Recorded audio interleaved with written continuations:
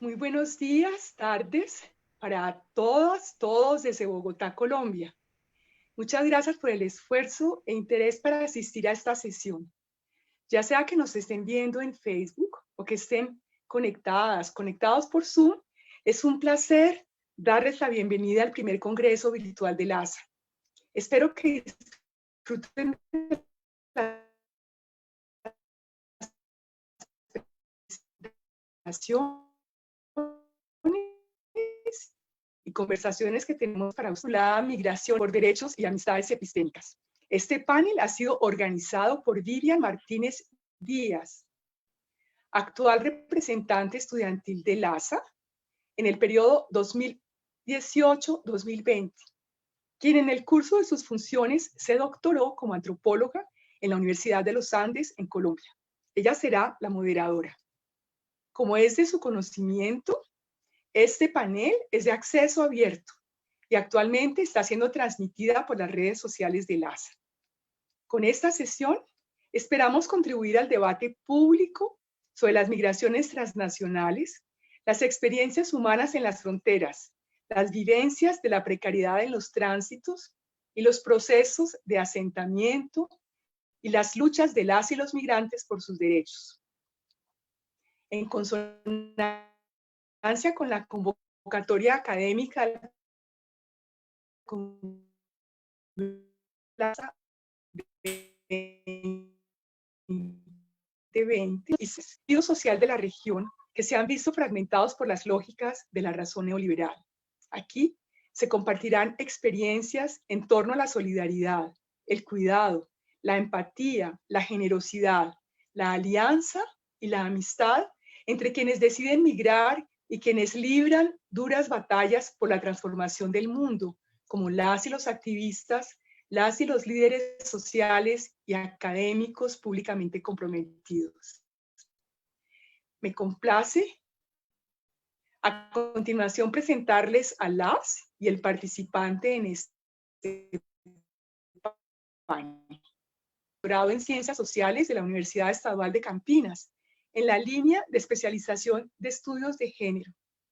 Johanna Navarrete Suárez, estudiante del doctorado en estudios de población del Colegio de México. Nayeli Torres Ayala, estudiante de la maestría en antropología de la Universidad Nacional Autónoma de México, UNAM.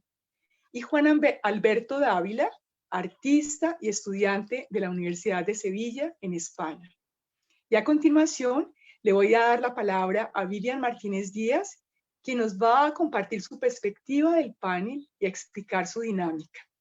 No podría acompañarlos durante toda la sesión, pero quedan ustedes en muy buena compañía y coordinación. Siéntanse muy bienvenidas y bienvenidos. Mara, muchas gracias por tus palabras y por tu presentación de este panel. Como bien lo dijiste, yo voy a ser la moderadora de este evento. Y antes que empecemos a explicar la dinámica del mismo, quiero contarles cuáles son las motivaciones que originaron este panel. La primera tiene que ver con el estudio de las migraciones y los fenómenos que se asocian a esta desde perspectivas interdisciplinarias. Los trabajos de los ponentes que integran esta sesión presidencial abordan las trayectorias, los tránsitos, las experiencias de la migración y el relacionamiento intercultural de los migrantes con las sociedades de destino, así como las luchas que ellos entablan por sus derechos en ciudades como Chicago, Tapachula, Sevilla, y países como México, que era nuestro anfitrión, aún no es. Tales experiencias, las que ellos van a mostrar, dan cuenta de algo muy importante, que es el componente afectivo que rodea la decisión de emigrar y la experiencia misma de hacerlo. Al mismo tiempo, todos estos trabajos van a mostrar perspectivas sobre la acción colectiva de activistas, artistas y activistas que luchan desde su posición como migrantes contra violencias y opresiones interseccionales, es decir, aquellas que involucran entre cruces de categorías sociohistóricas de la diferencia, como la raza, la etnia, el género, la sexualidad, la clase y el estatus migratorio. Considero que los trabajos que ustedes van a ver van a mostrarnos las luchas y resistencias de quienes optan por migrar. Y en este sentido los ponentes hablarán directa o indirectamente de los discursos sobre la migración y los migrantes, entre comillas, deseados, que subyacen a las políticas públicas y a los instrumentos de medición poblacional que emplean los estados con el propósito de diseñar programas y proyectos de asistencia socioeconómica. En resumen, quiero contarles que este panel materializa la idea de que la migración es un elemento importante y constitutivo de las biografías, narrativas y trayectorias de quienes habitan y se desplazan por América Latina y otras latitudes, sea por una decisión propia o sea por ocasión de guerras, conflicto armado, violencia política, desigualdad y pobreza extrema. La segunda motivación en sí tiene que ver con los estudiantes de LASA y la idea de la amistad, que ha sido un eje importante de este congreso que tiene como centro América Latina. Como parte de este congreso virtual hemos impulsado la constitución de redes de afecto, solidaridad, cuidado y empatía a través de la idea de amistades epistémicas o simplemente amistades. Y esto lo hemos hecho pensando en los estudiantes y en la importancia que solemos atribuirle a la amistad en el contexto de nuestra vida cotidiana, pero también en espacios como los congresos de LASA. La amistad implica conocer a una persona y conocerla en particular o a un grupo de personas, e involucra el interés o la preocupación de un amigo por la suerte del otro o por su bienestar. Eso es central en nuestras vidas, tanto como lo es el acto de migrar. La amistad nos ayuda a definirnos como personas, a revisitarnos y a transformarnos. También nos implica navegar en aguas calmadas, pero también en mares francamente tempestuosas. Y esto se debe a que la amistad nos pone en un diálogo constante con el otro en el que podemos sentirnos identificados, pero en el que también pueden surgir divergencias, tensiones y conflictos que dan cuenta de la diferencia que nos constituye, pero que son productivos y resultan en un afecto mutuo.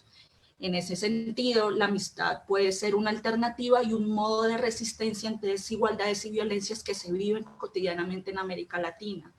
Y esta también nos ofrece posibilidades teóricas y epistémicas, puesto que nos permite crear prácticas de conocimiento y epistemologías encarnadas que promueven lo mejor que tenemos como personas y colectivos. Las ponencias que se van a presentar aquí reflejan temas como la amistad, la empatía, la alianza, la solidaridad, el cuidado a través de puestas en escena artísticas, narrativas de vida, etnografías feministas y estudios poblacionales. Antes de empezar, quisiera agradecerle mucho a todos los ponentes por su cariño y su disposición y por el rigor con el que trabajaron, con el escrúpulo para presentar sus trabajos en la tarde de hoy. La organización de este panel es la siguiente. Cada uno de los ponentes tiene 15 minutos para presentar su trabajo. Luego daremos paso a la intervención de la comentarista, que es Sandra Gerardo. Y finalmente dejaremos un tiempo para preguntas de la audiencia. Entonces, en ese orden de ideas, le doy la palabra a Macarena Williams.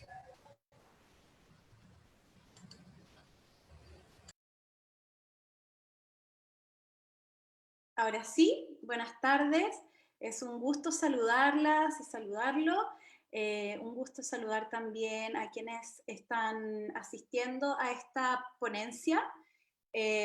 Bueno, lo primero es desear que ustedes y sus entornos estén bien en este contexto inusual de pandemia. Agradecer a Vivian por aceptar este trabajo en el panel presidencial de estudiantes LASA. Y lo que yo les vengo a presentar en esta oportunidad tiene que ver con algunos hallazgos derivados de mi investigación de maestría realizado en el CIESAS, en Ciudad de México, desde el año 2015 al año 2017. Entonces me voy a permitir leer esta presentación. Sentir en movimiento, emociones de mujeres salvadoreñas sobre la vida cotidiana y el tránsito migratorio por Tapachula, estado de Chiapas, México. Gran parte de los estudios de la migración centroamericana en la frontera sur abordan las violencias a las que se exponen las mujeres centroamericanas en territorio mexicano. Destacan los trabajos de las investigadoras Carmen Fernández, Marta Rojas, Olivia Ruiz, Hiroko Sakura, entre otras. Estas investigaciones, enfocadas en comprender la intersección entre violencias, migración y mujeres centroamericanas, son centrales para situar el contexto de frontera y transitoriedad que atraviesan las narrativas de Mayra y María José, protagonistas de este trabajo. Por mi parte, tenía la inquietud de conocer las vivencias del tránsito migratorio desde las subjetividades de las mujeres centroamericanas, entendiendo que documentar estas experiencias emocionales es traer al centro del conocimiento académico y tantos otros los caminos andados por las mujeres en movilidad. Quería aproximarme a las dinámicas complejas de este flujo desde un enfoque que no impusiera su pretensión de neutralidad, sino que incluso permitiera diluir la distancia sujeto-objeto de estudio. Veremos que migrar no solo es un proceso dialéctico de intercambio económico, social, político, sino que también constituye un viaje en la subjetividad de quienes migran. En esta oportunidad fijaremos nuestra atención en dos emociones, el miedo y el deseo. Exploraremos el contexto sociocultural de la interacción que movilizó a estas emociones y los sentidos que Mayra y María José atribuyeron a estas experiencias emocionales. Coyuntura en la frontera suroccidental. Jaime Rivas sostiene que una de las principales razones de la migración salvadoreña es la precariedad, la escasez de oportunidades, la atmósfera de violencia y la desigualdad social en este país definieron las precarias condiciones del viaje de las y los salvadoreños en tránsito por la frontera sur de México. La guerra civil del Salvador, que comenzó en 1980 y acabó con la firma de los acuerdos de paz de 1992 en la Ciudad de México, trajo dramáticas consecuencias para la sociedad civil, con más de 30.000 fusilamientos, según el informe de la Comisión de Verdad de El Salvador.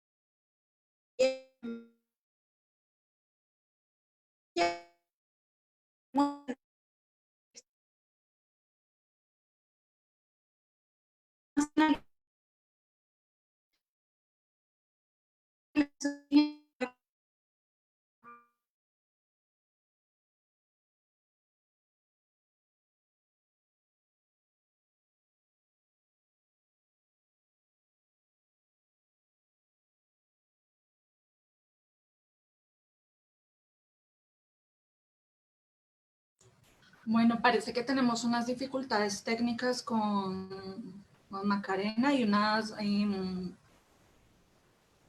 hay unos problemas de conexión, entonces voy a esperar un momento para ver 2 minutos para ver si ella puede conectarse con nosotros de nuevo.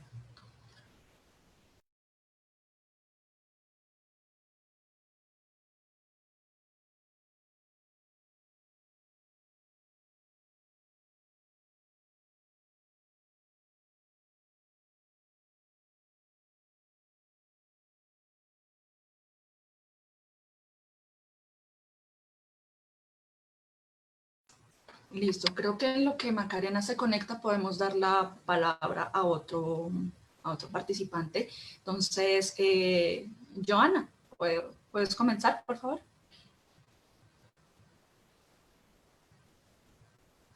Quita el micrófono. Listo, hola. Voy a compartir la pantalla.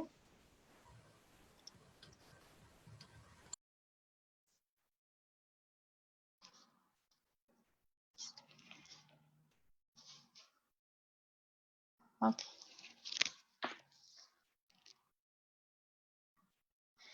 Vale, buenas tardes para todos y todas. Les saludo a todos y a todas.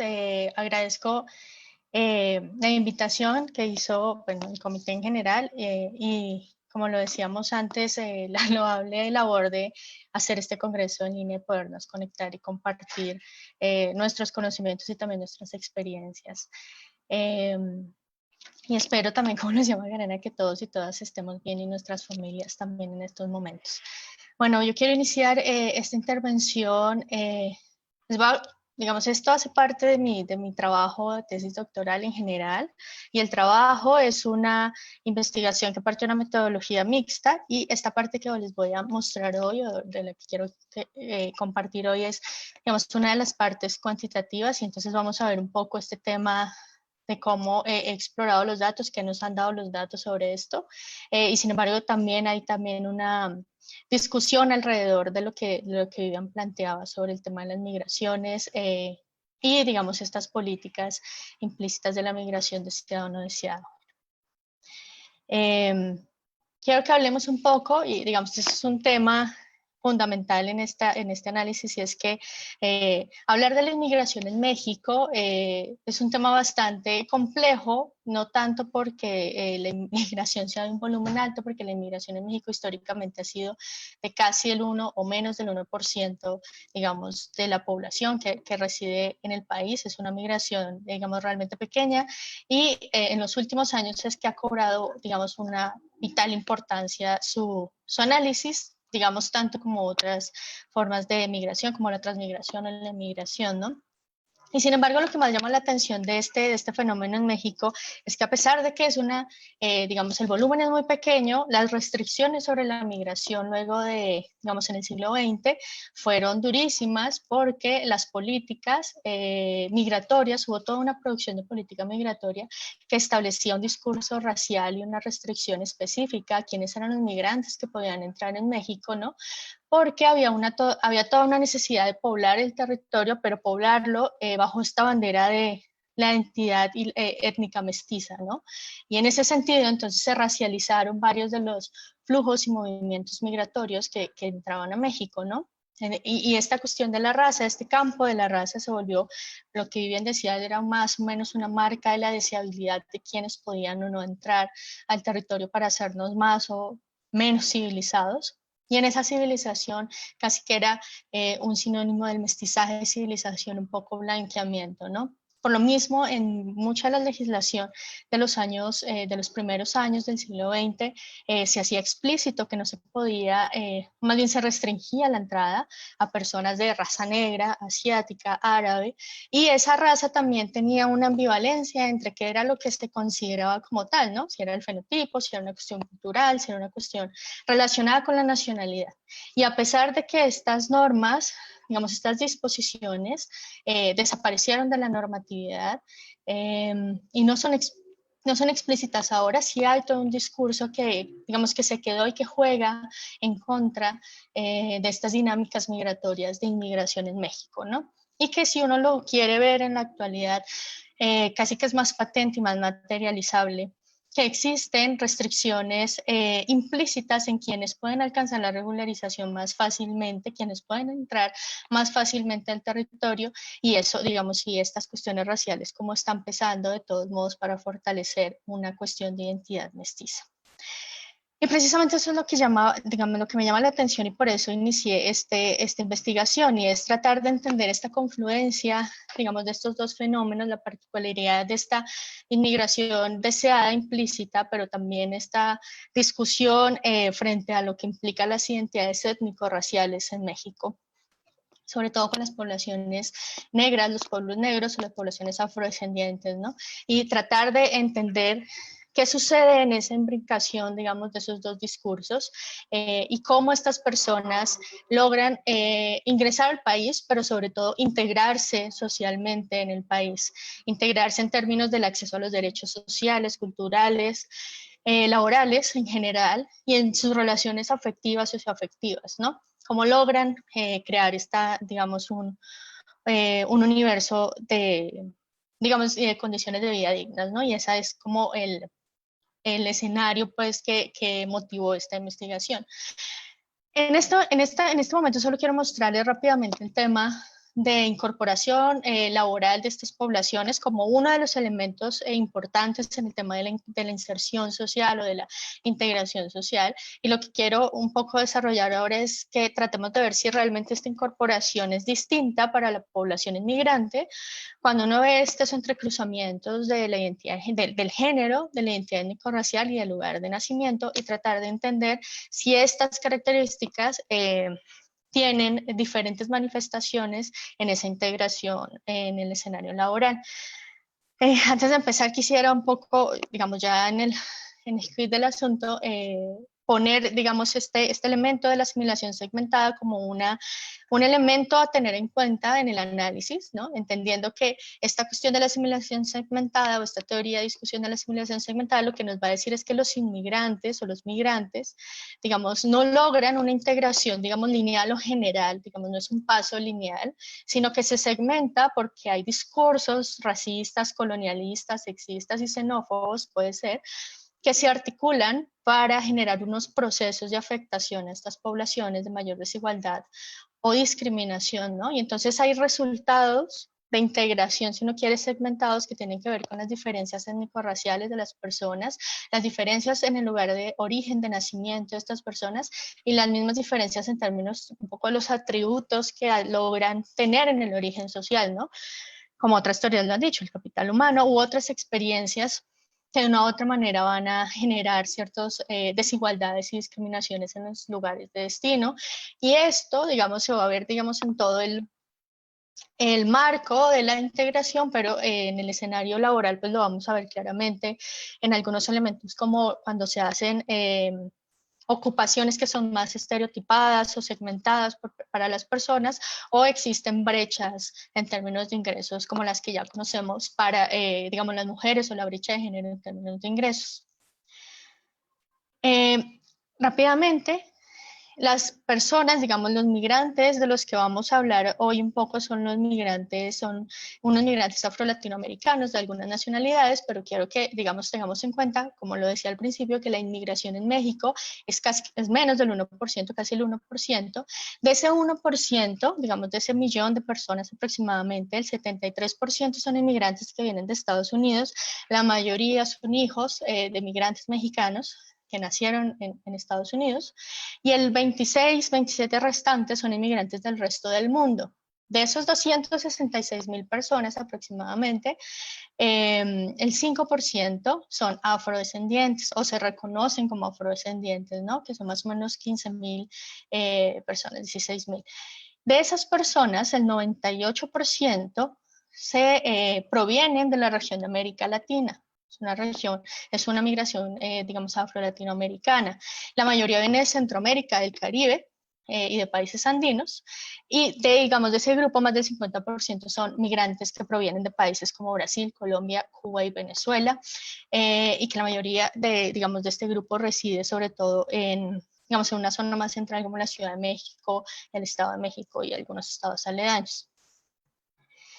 Este análisis lo hice basada en la encuesta intercensal, que es es el primer instrumento estadístico que en el país considera la pregunta por el reconocimiento afrodescendiente y afromexicano, y entonces se convierte en un elemento inicial en el que podemos rastrear este tipo de condiciones para los inmigrantes, también para la población nativa nacida en México, pero que nos permite ver un poco en términos, digamos, de varios indicadores sociales o de vida, cómo están, digamos, posicionados. La población objetivo, como lo decía, pues para este estudio son las poblaciones afrodescendientes de México, pero también las nacidas en Brasil, Colombia, Cuba y Venezuela. Hay una parte descriptiva, pero voy a presentar un modelo de regresión de mínimos cuadrados que lo que busca es, a partir del logaritmo natural del ingreso, es ver realmente si hay diferencias en la percepción de los ingresos, si hay brechas en los ingresos para las poblaciones que nacen fuera de México, pero que además se reconocen como afrodescendientes, y tratar de encontrar si hay algunos elementos que nos puedan llevar a pensar en temas de discriminación dentro del mercado laboral y digamos, de desigualdad. Están las variables independientes de interés, que son el reconocimiento étnico y lugar de nacimiento, y unas independientes de control que lo que buscan es tratar de precisamente controlar otros atributos que en la literatura y en otras investigaciones han dado cuenta de que son elementos que determinan los niveles de ingreso de las personas, ¿no? La edad, la situación conyugal, la condición migratoria, que en este caso es ser migrante residente, no residente, nivel de escolaridad, todo el tema laboral en el sector económico, situación de empleo y las regiones o localidades donde residen los inmigrantes, un poco, para controlar todo este efecto, digamos, de los elementos que están alrededor de las identidades. Lo primero que quiero que veamos así muy rápido es que efectivamente la población inmigrante viene con edades promedio mucho más altas o más altas que la población mexicana. Entonces vienen, digamos, ya con alguna experiencia acumulada a través de esos años, y que en el caso, por ejemplo, de la población cubana, pues son personas que casi que están en un proceso de mayor envejecimiento que la población mexicana, pero que también puede ser el efecto de que la migración cubana ha tenido, digamos, un trasfondo más, digamos, histórico, que lleva desde el siglo XVIII y XIX migrando a México, digamos que ha sido una migración que se ha sostenido y por lo mismo son migrantes que ya llevan un tiempo, digamos, considerable residiendo en México. Los años de escolaridad también son, digamos, en promedio mucho más altos los de los inmigrantes y eso va a ser una diferencia si uno quiere compararlo, por ejemplo, con algunos estudios en Estados Unidos o en otros países de Europa, bueno, y en otros países en desarrollo de Latinoamérica, y es que estos inmigrantes vienen con años promedio de escolaridad mucho más altos que los que tienen los mexicanos, ¿no? Pues, y afrodescendientes y no afrodescendientes por igual, aunque uno puede ya empezar a dar cuenta de que la población afro-brasilera, aunque tiene más años de escolaridad que la mexicana, sí tiene menos años de escolaridad que aquellos brasileros que no son afrodescendientes, y ahí ya hay elementos que pueden empezar a darnos cuenta de cuáles podrían ser las diferencias en términos de desigualdad en el escenario laboral sobre todo. Si uno ve luego los segmentos del mercado laboral donde se aglutinan donde están estas personas, ¿no? Aquí hay cuatro segmentos, uno es superior e inferior. Este superior son jefes, gerentes de empresas, o sea, son como las posiciones más altas. El inferior siguen siendo trabajos, digamos, no manuales, pero son profesionistas, oficinistas, digamos, técnicos dentro, digamos, de este espacio. Lo operativo, ahí están ya las cosas más de técnica, digamos, más manual, están todos los que son conductores, servicios de ventas, de servicios, ¿no? Y las elementales son agricultura, artesanía, cuestiones de cuidado, cuestiones de, pues, como de ayudantes. ¿Y qué es lo que pasa? Que los inmigrantes por lo general van a estar ubicados en mayor proporción en estos segmentos que son, digamos, superiores al resto que son, que son manuales, ¿no? Están en inferior o están en superior, y que sobre todo son las poblaciones afro, este es de hombres, los hombres afro-brasileños, afrocolombianos y afrocubanos los que se encuentran en mayor medida en esta profesión, aunque encontramos que hay hombres afrocolombianos que tienen en las actividades elementales que son de agricultura, de ayudante, de cuidado, de artesanía, se encuentran, digamos, más representativas. Hay mucho más afrodescendientes que no afrodescendientes. Lo mismo que la población mexicana. Si uno se da cuenta, la población afro-mexicana tiene mucha mayor presencia en estas actividades, ¿no?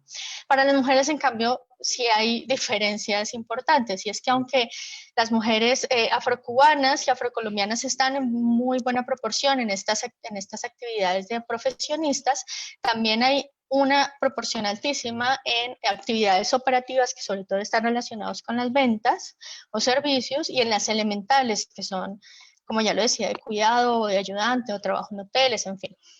Y sobre todo hay una diferencia para las mujeres afro-brasileras porque están sobre representadas en esta cuestión de la operatividad y, digamos, de las actividades elementales. Y entonces ya uno empieza a ver que hay diferencias que sí responden o que parecen estar respondiendo a una intersección entre el género, entre el lugar de nacimiento y entre esta identidad étnico-racial, que habría que explorar mecanismos y estrategias que pueden estar jugándose ahí para que, digamos, esto suceda, pero que ya empiezan a dar indicios de que sí hay diferencias para estas poblaciones en la forma en la que se están insertando en el mercado. Bien, la regresión trata entonces un poco de encontrar estas diferencias, ya no solo en términos descriptivos, restrictivo, sino controlando una cantidad, digamos, de elementos y factores y atributos que podrían hacer variar y cambiar, ¿no? El salario de las personas. Si uno ve esta primera fila donde está el reconocimiento étnico-racial, lo que nos está diciendo básicamente el modelo 1 y el modelo 2 es que ser afrodescendiente efectivamente implica que se gane menos dinero que los no afrodescendientes, ¿no? El modelo 1 y el modelo 2 no está contemplando ninguna otra característica, no está siendo controlado por nada más, solamente por estos atributos, ¿no? Solamente está teniendo en cuenta esto. Y el modelo 2 además sí está controlado por el lugar de nacimiento y nos está diciendo que los migrantes están ganando mucho más que la población nativa, es decir, casi el doble del salario que ganan los mexicanos, lo están ganando los inmigrantes, y eso, digamos, es fundamental porque nos dice también, nos habla un poco de cuáles son los elementos que están diferenciándolos en el mercado laboral, ¿no? Pero el tercer modelo, si ustedes lo ven, hay unas interacciones que lo que buscan es que al interactuar el lugar de nacimiento con la identidad étnico-racial nos quieren informar. Si ya vimos que el lugar de nacimiento, ser extranjero para estas nacionalidades implica que se tengan mejores salarios, ¿qué pasa cuando estas poblaciones se reconocen como afros o no afros, ¿no? Lo que queremos ver es igual, si para las dos poblaciones esta percepción positiva de ingresos es igual. Y lo que resulta es que no para los hombres afrobrasileros, no para los hombres afrocubanos ni las mujeres afrocubanas. Estas poblaciones están teniendo salarios mucho más bajos, ¿no? 41%, casi 42% los afrobrasileros menos, ¿no? 25% menos los afrocubanos, y casi 50% menos las mujeres afrocubanas, ¿no? Y ahí ya hay un indicio importante de que luego de contemplar una serie de factores que nos podría permitir igualarlos a todos, nos está diciendo que efectivamente la identidad étnico-racial sí tiene un efecto específico en las condiciones, digamos, por lo menos de la percepción de ingreso de estas poblaciones inmigrantes, que no es lo mismo, no va a suceder lo mismo si se reconocieran como no afrodescendientes o no fueran afrodescendientes, ¿no? Y esto ya nos lanza un elemento pues fundamental, y es que sí, efectivamente hay discriminaciones y desigualdades que parecen estarse imbricando muy fuertemente cuando se tienen en cuenta el tema del género, el tema de la identidad étnico-racial y el tema del lugar de nacimiento. Porque si ustedes observan en el modelo 3 arriba, donde dice afrodescendientes, los afrodescendientes por sí solos están percibiendo salarios positivos, ¿no? Pero, ¿qué pasa cuando se interseccionan un poco todas estas identidades, ¿no? Y esos son resultados que más adelante van a permitir tratar de explorar cuáles son los mecanismos y estrategias que estas personas y estas poblaciones han estado estableciendo para insertarse de esta manera en el mercado laboral y obtener estos resultados. Estos son finalmente los ingresos medianos. ¿Un minuto? Ok, ya voy a acabar. Estos son los ingresos medios, ya calculados luego de hacer la regresión con todos los controles, y lo que nos dicen básicamente es esta cuestión de que los afrocubanos y afrocubanas son los que en todo el conjunto de la población inmigrante los que menos ingresos están teniendo, ¿no? A pesar de que tienen altos niveles de escolaridad, y lo que causa, digamos, bastante sorpresa, o sea, un hallazgo interesante es que las mujeres afrobrasileras tienen unos ingresos más altos, no solo entre la población de mujeres inmigrantes, sino entre toda la población, incluso teniendo en cuenta a los hombres. Y ese es un hallazgo en el que hay que explorar si se están insertando, por ejemplo, en actividades específicas donde tal vez la identidad o el lugar de nacimiento pueden ser estratégicos en este sentido, en términos de tener ingresos más altos. Y eso también nos va a hablar de temas de discriminación y de estereotipación y de exclusión que son importantes tener en cuenta. Por último, lo único que quisiera decir es esto, que sí hay una direccionalidad particular hacia las labores que pueden estar conjugando la inmigración, el género y la identidad étnico-racial, y que si uno realmente tiene en cuenta qué es lo que puede estar sucediendo atrás, es que sí hay una materialización de estructuras patriarcales y racistas que pueden estar posicionando en algunos espacios de reproducción social más marginados a otros, tal vez a otros, digamos, los puede poner en ventaja, pero que eso lo que quiere decir es que hay una reproducción de discursos alrededor de estas identidades que los está posicionando de esta manera en el mercado laboral, y tal vez suceda, digamos, en otros entornos de reproducción social. No sé si me quede tiempo para las reflexiones o las dejamos solo al final. Las dejamos al final. Ok, sobre el tema de las amistades epistémicas. Muchas gracias.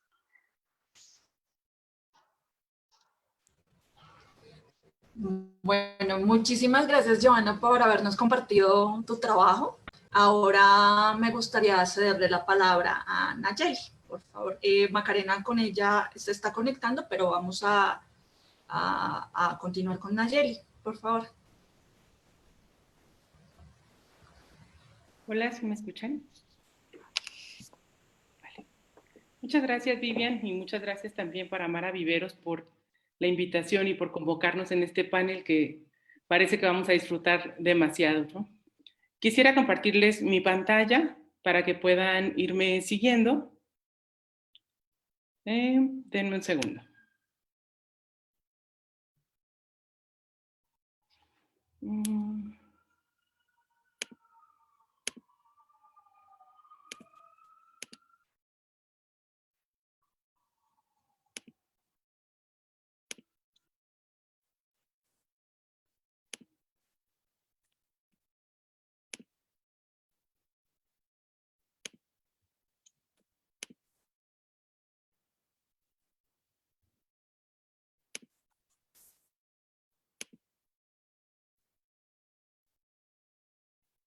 No, no pueden verla, ¿verdad? Ok. Bueno, para no entretener tanto, voy a tratar de contarles de qué va mi presentación y lo vamos conversando, ¿no? La presentación es Gentrificación, Arte y Protesta, el papel de las artistas en el escenario actual de Pilsen, Chicago. Se desprende de mi proyecto de investigación en maestría, que es la tesis Identidades Femeninas Transnacionales, Procesos de Construcción Identitaria y su representación gráfica durante el proceso de gentrificación en un barrio de Chicago. Lo primero a tomar en cuenta en esta investigación es la continuidad de la migración entre México y Estados Unidos, nuestra relación de permanencia establecida entre los dos países que ha derivado en que otro México exista al otro lado de la frontera, ¿no? En el caso de Chicago, es importante apuntar que la migración de mexicanos a esta ciudad contempla más o menos un siglo de permanencia. Los primeros registros que se tienen de migrantes mexicanos en la ciudad sucedieron en el marco de la Revolución Mexicana por los desplazamientos que este conflicto generó al interior del país y también en el marco de una de las huelgas acereras más importantes de la ciudad, esto durante los años 20 del siglo pasado. Por un proceso también interno de esta población ya asentada en la ciudad de Chicago, sucede un desplazamiento del primer barrio que habitan los mexicanos por la construcción del edificio de la Universidad de Illinois en Chicago. El edificio de esta universidad se construye sobre el primer asentamiento de mexicanos y esto provoca un desplazamiento de la población durante los años 50 que se asientan en el barrio vecino, que es el barrio de Pilsen, ¿no? A partir de los años 50 podemos observar en todos los registros históricos que los mexicanos llegan a este barrio y permanecen habitándolo hasta la actualidad. A partir de los años 60 y en el marco del programa Bracero, de otra ley importante para la población mexicana en Chicago, que es la ley IRCA, Pilsen se convierte en la puerta de entrada de mexicanos a la ciudad. Justo con la ley IRCA, entre los años 60 y los 80, ingresan al país más de 69,000 mexicanos de forma legal, ¿no? Es importante apuntar el tema de la legalidad, ya que no se cuenta hasta entonces con fechas de la población indocumentada, que también se asientan de manera muy importante en este vecindario, ¿no? A partir de los años 70 y los 80, el barrio de Pilsen congrega todas las luchas de la población de origen mexicano que se adhieren al movimiento chicano de California y también al movimiento feminista que tiene un auge muy importante en los Estados Unidos, ¿no? Las chicanas y mujeres que ya están asentadas en esta parte de la ciudad se suman al movimiento de las mujeres negras y de mujeres latinas y poniendo también en este momento pues sus intereses sobre la mesa. A partir de estos episodios de la vida de la gente en Pilsen, podemos dar cuenta de que las mujeres activistas, artistas, educadoras y representantes de la comunidad, a partir de entonces salen a la luz pública y desde entonces no han perdido esta conexión con el plano público, ¿no? En el caso de Chicago, debemos anotar algunos puntos demográficos, ¿no? Se calcula que aproximadamente cuenta con 10 millones de habitantes, esto incluyendo la zona conurbada que abraza otras ciudades. De estos 10 millones de habitantes, se estima también que el 30% corresponde a la población latina, y la población latina también es considerada en su mayoría, casi un 80% de este 30% corresponde a mexicanos, ¿no? Es importante decir que los latinos congregan varias nacionalidades y orígenes étnicos y raciales de la población en Estados Unidos, ¿no?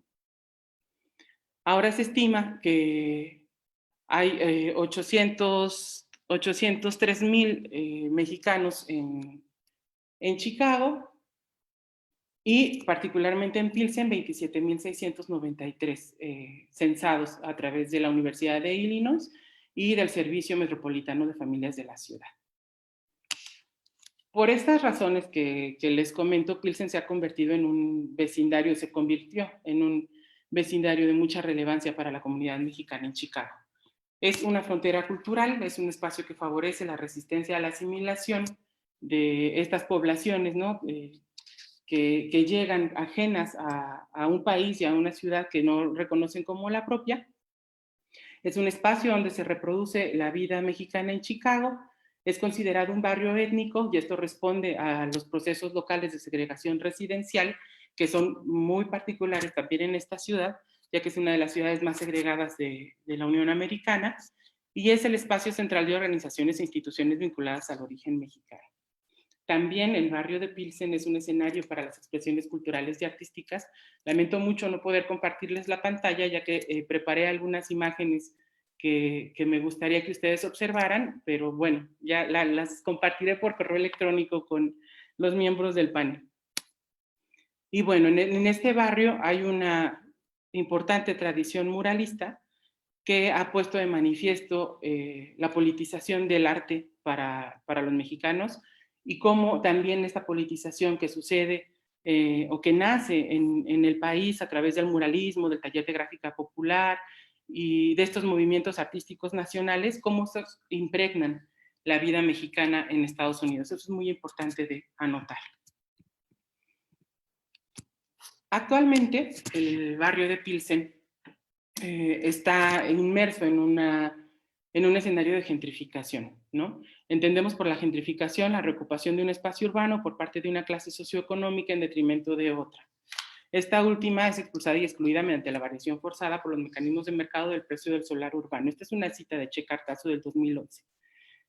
Entendemos también que la gentrificación es un fenómeno ligado a cuestiones políticas, como son las políticas de revitalización de zonas degradadas, la renovación urbana que en Chicago se acrecienta en el centro de la periferia desde los años 90, y también es un concepto que se asocia a cambios de estratificación social y a políticas públicas neoliberales, ¿no? Este concepto está ligado muy fuertemente a componentes de clase y tiene también un componente crítico importante, ¿no?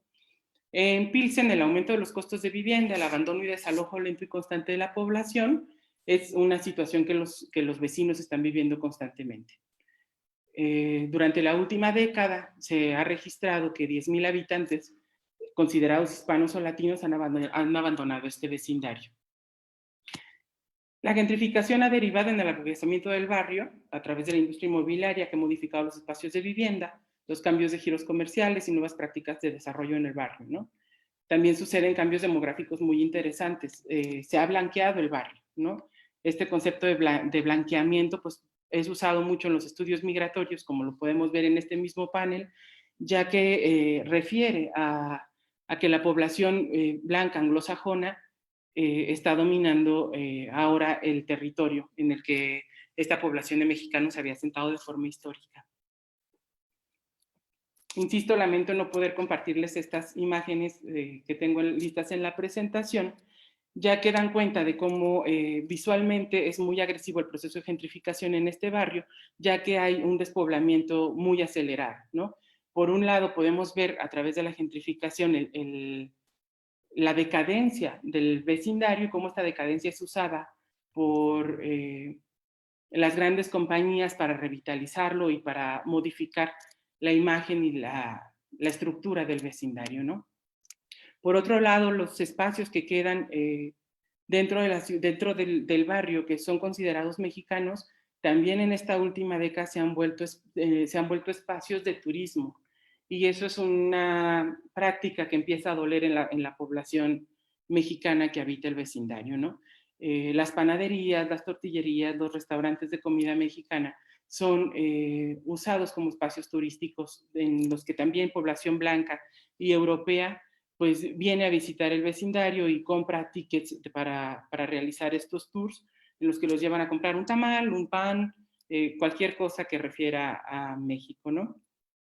En las calles de Pilsen pues es posible identificar también la transformación de la población de origen migrante, ¿no? Ya encontramos mixturas, encontramos estas formas transnacionales de identidad en sus pobladores, ¿no? Las múltiples etiquetas que se brindan a estas identidades también emergen en los discursos de las personas que pueblan este vecindario, ¿no? Podemos encontrar mexicoamericanos, chicanos, migrantes de primera generación, de segunda, de tercera generación, y esto da una pluralidad muy interesante al vecindario, ¿no?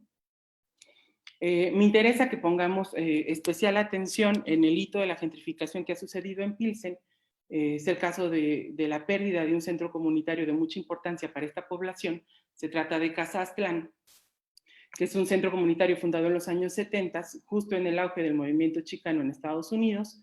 Fue un espacio que brindó servicios comunitarios hasta el año 2017. En este año, la comunidad que llevaba la coordinación de Casa Aztlán perdió el edificio a razón de una deuda inmobiliaria y cerró sus puertas, el edificio, ¿no? Es importante decir que Casa Aztlán sigue trabajando en un espacio más pequeño y también con menos fuerza que como fue en las décadas anteriores. Casa Aztlán fue un espacio muy importante de formación de artistas locales que siguen produciendo con influencia política y social en el vecindario.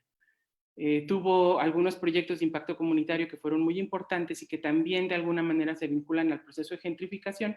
Uno de ellos es la pacificación del barrio, que estaba inmerso en situaciones de violencia muy fuertes en los años 90 y a través de los cuales Casa Aztlán tuvo influencia para que mejoraran las condiciones de vida de la gente del barrio, ¿no?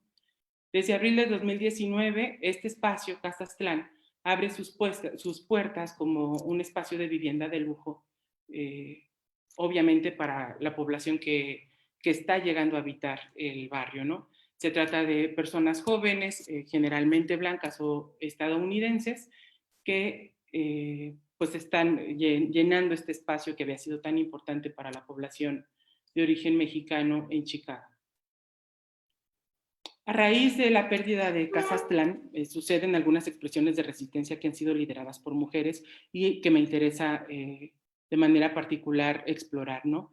Por un lado está la organización Pilsen Alliance, que es una organización preocupada por el acceso a la comunidad migrante a la educación pública y de calidad, a viviendas asequibles, a comunidades saludables. Uno de los objetivos de esta organización es hacer frente a la gentrificación y al desplazamiento en el barrio. Esta organización se ha dedicado a hacer registros de los desalojos que han sido también expresados como formas de desplazamiento forzado para la población mexicana. Registran también los costos de vivienda y han monitoreado de una forma muy cercana cómo estos han aumentado en la última década y al mismo tiempo hacen el registro de la llegada de habitantes blancos. La funda Magda Ramírez Castañeda, una activista comunitaria, escritora y trabajadora de gobierno, que recientemente perdió la vida. Tuve la posibilidad de conocer a Magda a finales del año pasado y ella fallece en el mes de septiembre del 2019.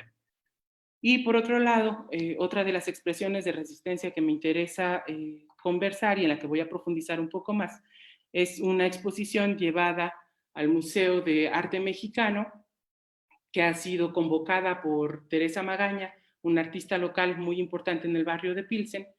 Y esta exposición tiene la característica de ser una protesta pública que es llevada a las salas del museo, ¿no? Digamos que de alguna manera hace lo contrario a lo que se espera del arte de protesta. Una vez que suceden las protestas en la calle ante la gentrificación, ante la pérdida de Casa Aztlán, Teresa convoca a todos los artistas, convocan la producción que sucede alrededor de la pérdida de Casa Aztlán y de la gentrificación en el vecindario, y los convoca a exponer en el Museo de Arte Mexicano de Chicago.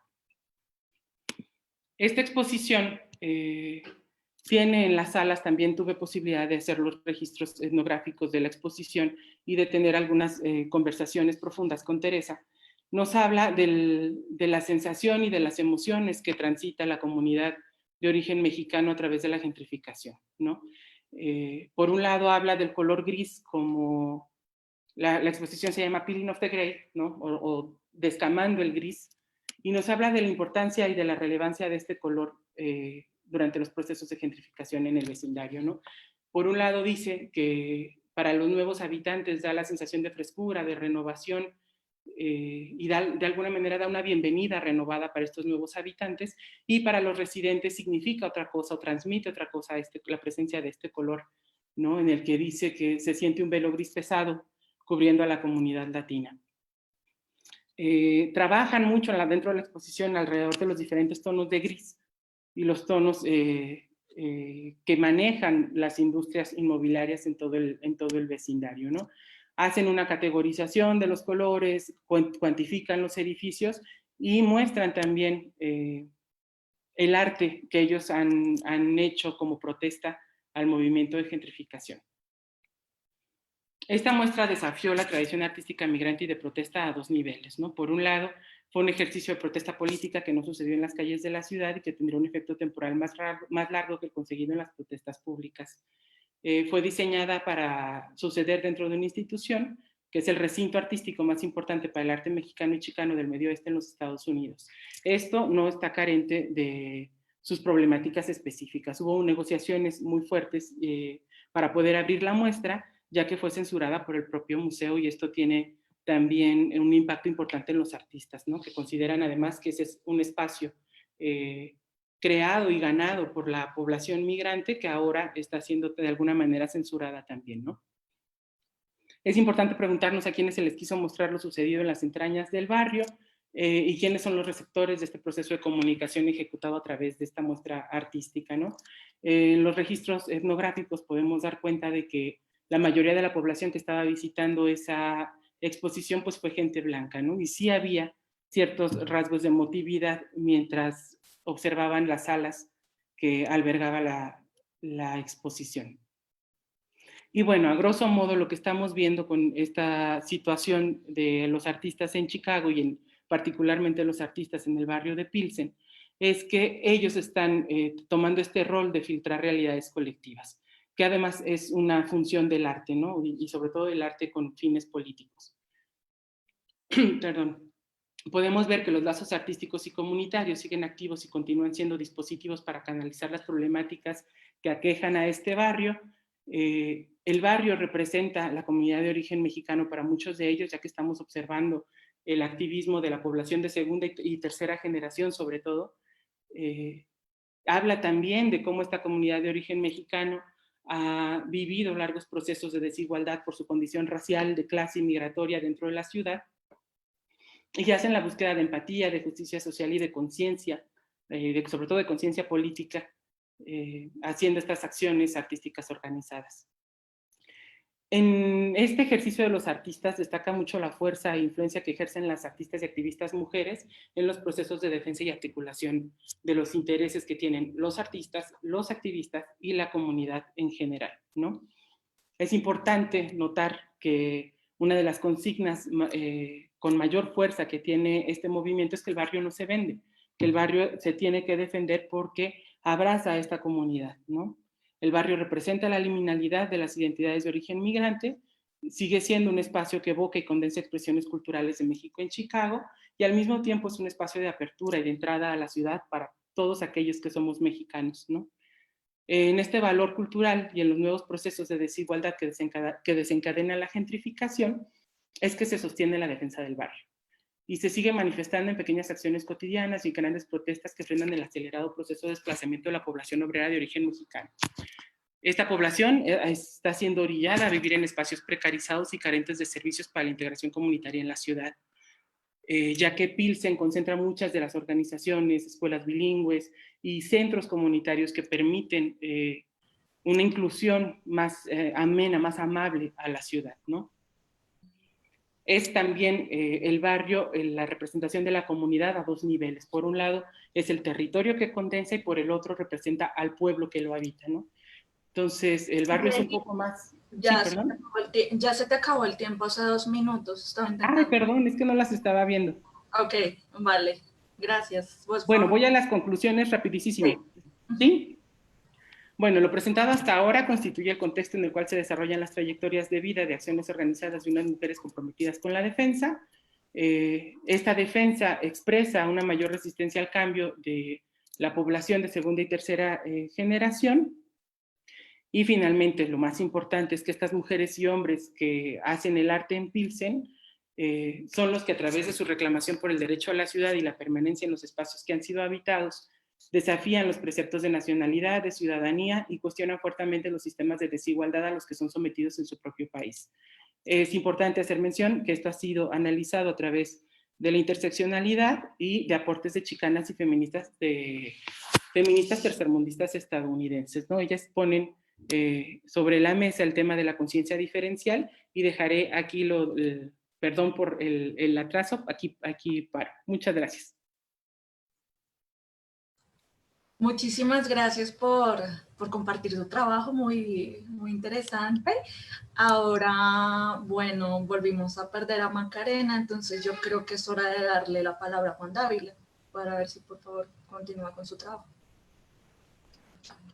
Muchas gracias y gracias primero que todo a Vivian, gracias a todas las presentes en este panel, gracias al comité organizador y bueno, hoy les hablaré un poco acerca de unos apuntes para una poética del migrante, que es un tema que me ha rondado en los últimos años relacionado en principio con un proceso de creación artística, pero a su vez con un acercamiento teórico acerca de la necesidad de constituir y de comprender esta poética que se encuentra inmersa dentro de las experiencias vivenciales de los y las migrantes. Así que me permitiré leer un pequeño escrito que he preparado para el día de hoy. Apuntes para una poética del migrante, un acercamiento insular. Escribir en medio de la crisis es un acto de resistencia. Transformar lo escrito frente a la vorágine desenfrenada de información del mundo más absolutamente actual es, entonces, enfrentarse a la necesidad de reflexionar desde nuevos horizontes. Estamos frente a una situación que cambia exponencialmente, que presenta nuevas aristas a cada momento y ante la cual resulta imposible no sentirse en desasosiego, en soledad. Parado desde este momento, desde el hoy, vengo a hablarles a ustedes sobre algunas de las reflexiones que han surgido en mí en los últimos años y que se han consolidado y muchas veces disuelto ante el acontecer de lo actual. Hoy quiero hablarles de las islas y de los seres humanos, de las islas de humanos y de las calles, de las fronteras imaginarias y reales, de los espacios individuales y virtuales, de lo que se asume por encima y más allá de nuestra mirada como un límite, lo que está más allá y lo que nos une, la soledad y la cercanía. Pero en aras de delimitar de una manera más precisa mi intervención y a su vez guiar la discusión y la participación en este panel, quisiera hablar de la experiencia migrante, en específico del migrante latinoamericano que debe zarpar, nunca mejor dicho, como veremos más adelante, y moverse más allá de su frontera. En este proceso, las transformaciones del individuo que se enfrenta a la soledad se constituyen en un lugar donde todas sus formas de arraigo son dejadas atrás, muchas veces de manera abrupta. El desafío ante el que se encuentra es el de la reconstitución de su individualidad frente al mar de lo ajeno, lo otro. El terreno de lo que se queda atrás se convierte muchas veces en la posibilidad. El enfrentamiento a la novedad requiere que las experiencias se cuelen hacia adelante y construyan, es decir, creen paradigmas. Al encarar estas experiencias se constituyen ciertas miradas artísticas que conforman desde la situación particular del migrante observaciones, emociones y reflexiones profundas y particulares. A su vez, el migrante, el fronterizo, el desplazado, el marginado, el viajero, el errante, se vuelve partícipe de experiencias que encuentran intrincadas relaciones en la mirada del otro y la otra, que se vuelven compañeros y compañeras de viaje en una conexión mucho más profunda que la mera empatía.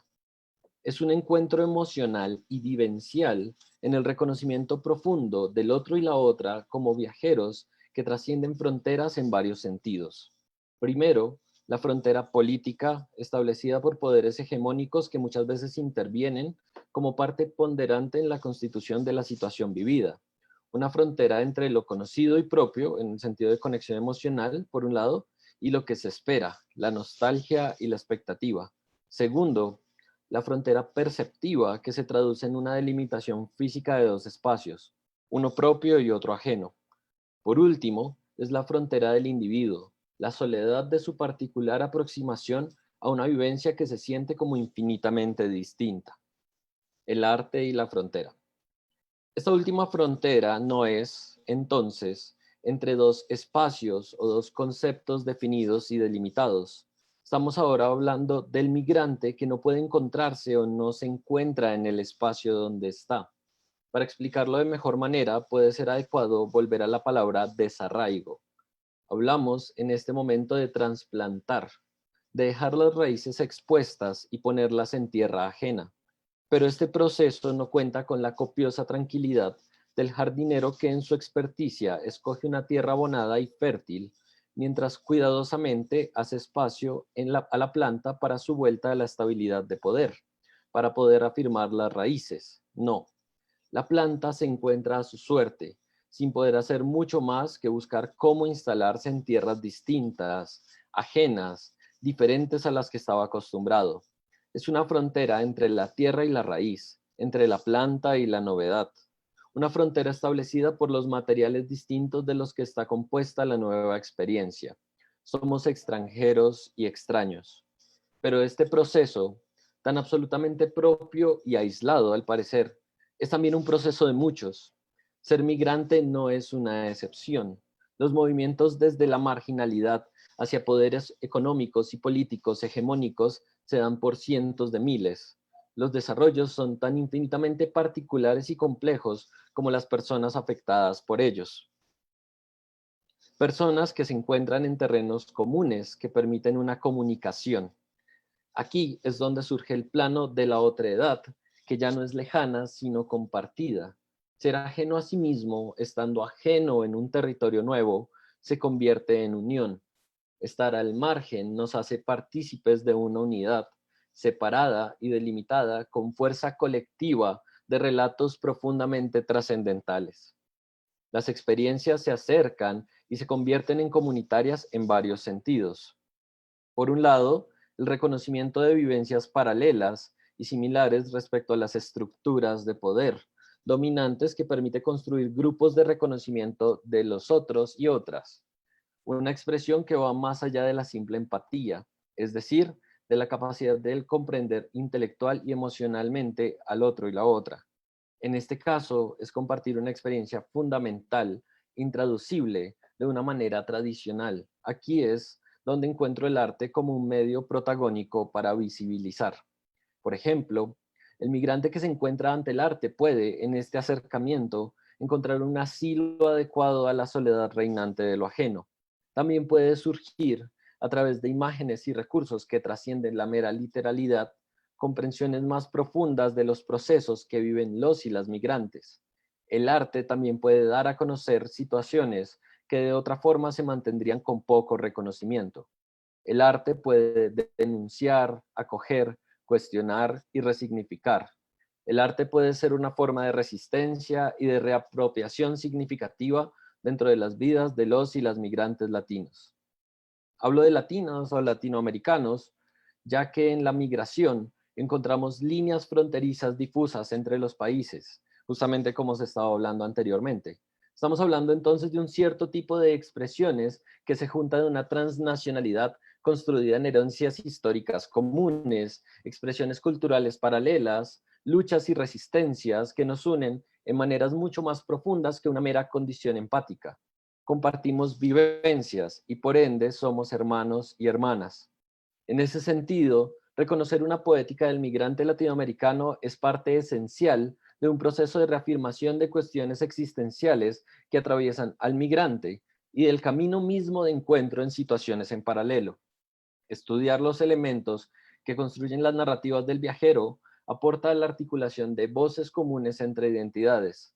Los constantes intentos fallidos de integrar las naciones latinoamericanas por parte de gobiernos con políticas poco exitosas resultan expresiones contrarias a la unión que se permiten individuos y comunidades migrantes desde sus posiciones marginadas, luchando contra concepciones occidentales del mundo a través de experiencias compartidas en el arte.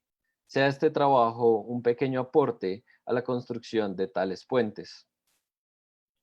A partir de aquí, quisiera expresar que me habría gustado compartir con ustedes el arte que presentan algunos artistas. He escogido 3 artistas en particular que resultan paradigmáticos respecto a las pequeñas reflexiones que me gustaría haber realizado, pero por cuestiones de tiempo prefiero simplemente nombrarlos y comentarles que se encuentran allí como una pequeña selección de un grandísimo grupo de artistas migrantes. En este caso, hablo de Patrick Martínez, de Pavel Aguilar y de Guillermo Gómez Peña, que tratan desde 3 aristas completamente diferentes el tema de la migración o el tema del ser migrante o el tema de la identidad migrante. Para hablarles un poco más acerca de estas conclusiones, quisiera pasar directamente a ellas, ya que más adelante quisiera expresarles otro elemento adicional, un pequeño anexo. Así que algunas ligeras conclusiones. Una poética del migrante se puede exponer desde 3 expresiones artísticas en principio y de acuerdo a lo que hemos analizado. Primero, el arte que expone la situación de la migración como un evento particular, analizable y expresable. En ese sentido, la migración se convierte en un vínculo entre diferentes experiencias humanas que nos acercan con conexiones vivenciales que van más allá de una simple empatía. Y aquí se me hace importante recalcar un elemento que es transversal a todo este panel, que es la idea de las amistades epistémicas, justamente la idea de amistad que va más allá de una mera empatía, que es un compartir de experiencias particulares y comunes que nos unen de una manera en una relación recíproca de identidades que se pueden encontrar y compartir entre ellas situaciones. Y esto nos lleva a cierta unión de las conexiones vivenciales que hablo en este caso. Por otro lado, está la poética del migrante, que también puede ser encontrada en las narrativas de migrantes. Es decir, en este caso la migración es, en verdad, un conjunto de relatos heterogéneos que se encuentran entre espacios comunes. El arte se convierte en una vindicación y reconocimiento de vivencias normalmente silenciadas. Por último, la poética del migrante también se muestra como un terreno de posibilidades individuales. Los artistas migrantes encuentran terreno fértil en las frenéticas transformaciones de su experiencia, las identidades que se desligan de las limitaciones físicas y culturales y abrazan la complejidad del ser en medio de todo lo que le es ajeno. Nuevamente está la idea del desarraigo. Apropiarse y reconocerse a través del arte como una expresión catártica de la autocreación, del autorreconocimiento. El arte sobre la migración, hecho por migrantes, ha tomado un lugar apenas modesto en algunas de las bienales de arte supuestamente más importantes del mundo.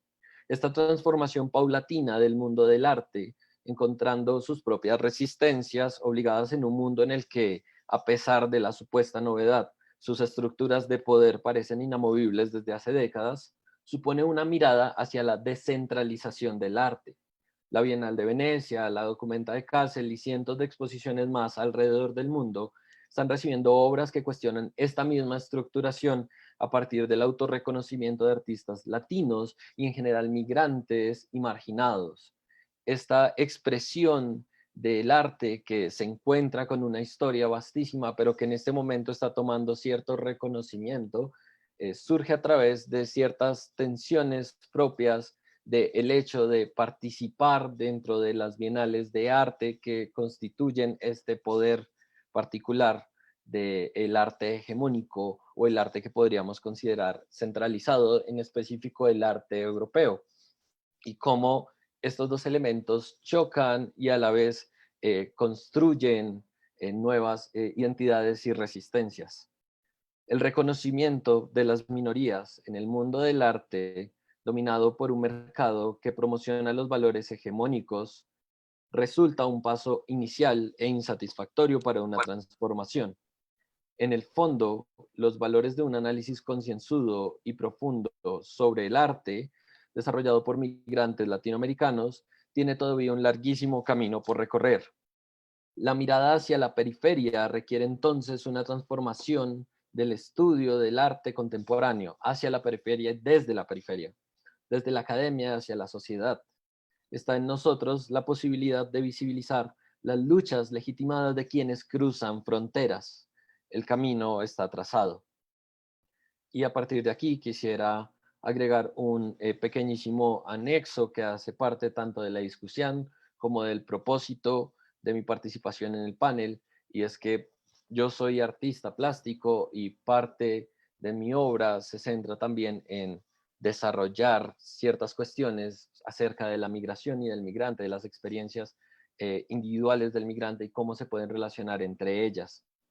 Así que a partir de estas modestísimas conclusiones, los invito ahora a pensar desde la experiencia compartida, pensar en el camino recorrido por el migrante, ese que ustedes conocen o ese que ustedes son, esos padres y madres, esos amigos, esas personas que viajaron dejando atrás todo.